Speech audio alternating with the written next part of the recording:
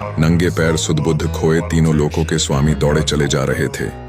पीछे पीछे रुक्मिणी, जाम्बवती, सत्यभामा, कालिंदी, मित्रबिंदा, सत्या, लक्ष्मणा और भद्रा भी पागल सी दौड़ रही है। ये कौन आ गया जिसके लिए भगवानों के भगवान दौड़ रहे हैं? मंत्री, सेनापति, द्वारपाल सब जड़ होकर खड़े हैं। ऊपर ब्रह्मा जी, कैलाशपति, बृहस्पति, देवराज इंद्र, सूर्य, चंद्र, यम, शनि सबकी चाल रुक गई। पशु पक्षी, नगर गांव सब के सब थम गए। खुद भाग्य विधाता, माया के रचयिता, प्रेम के वशीभूत अश्रु बहाते दौड़ रहे हैं। महल के द्वार से फटे हाल वस्त्र में भगवा वस्त्रधारे सुदामा लौट रहे हैं। उनके पैरों में बेवाई पड़ी थी, कमर झुकी जा रही थी, मानो गरीबी ने उनके देह को भी दरिद्र से भर दिया हो। सखा, सखा कहते दौड़ते हुए श्री कृष्ण उस गरीब ब्राह्मण के गले जा लगे। पल, क्षण, घड़ियां बीतती रहीं। अश्रुओं की बारिश में भीगे दोनों मित्र एक दूजे के गले लगे रहे। देवगण, गंधर्व, मनुष्य, पशु, पक्षी सब मंत्र मुग्ध से प्रेम के इस पावन मिलन को देखते रहे।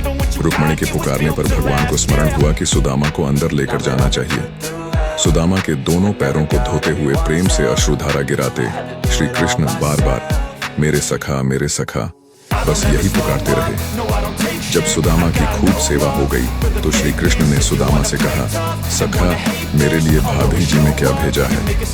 संकोच के मारे सुदामा चावल की पोटली को छुपाने का प्रयास करने लगे और मदन मुरारी ने मुस्कुराते हुए उनसे वो पोटली छीन ली। बड़े भाव से श्री कृष्ण ने पोटली से पहली मुट्ठी भरकर खाई और सारे स्वर्ग का वैभव सुदामा के नाम कर दिया। दूसरी मुट्ठी चावल में पृथ्वी की सारी संपदा सुदामा के नाम कर दी और तीसरी मुट्ठी भर के जैसे ही चावल खाने लगे, स्वयं लक्ष्मी रुक्मिणी जी ने उन्हें रोक लिया। प्रभु बैकुंठ रहने दीजिए। रुक्मिणी ने पूछा कि कृष्ण का मित्र इतना दरिद्र कैसे? तब भगवान ने इसके पीछे की कथा बताई। जब 5 दिन से भूखी ब्राह्मणी को भिक्षा में 3 मुट्ठी चने मिले तो उसने उसे पोटली में बांधकर सिरहाने रख दिया कि स्नान ध्यान के बाद ग्रहण करूंगी। पर चोर चुरा कर दौड़ गया तो ब्राह्मणी ने शोर मचाया। लोगों के पीछा करने पर डर के मारे चोर चने की पोटली संदीपनी आर्षि के आश्रम में गिरा गया। उधर ब्राह्मणी ने श्राप दिया, जो ये चने खाएगा दरिद्र हो जाएगा।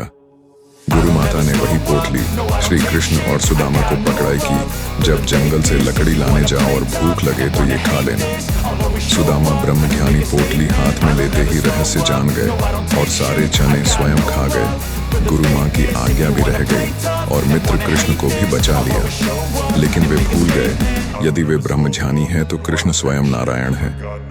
सुदामा मित्र से विदा लेकर घर गए तो देखा झोपड़ी की जगह महल खड़ा है। गरीब ब्राह्मणी रानी बनी उनकी प्रतीक्षा कर रही है। एक ने मित्रता में मित्र के कष्ट ले लिए, दूजे ने सारे कष्ट हर लिए। मित्रता भावों के वश है, प्रेम के वश है। धन संपदा तो आती जाती रहेंगी, पर प्रेम स्थायी रहेगा।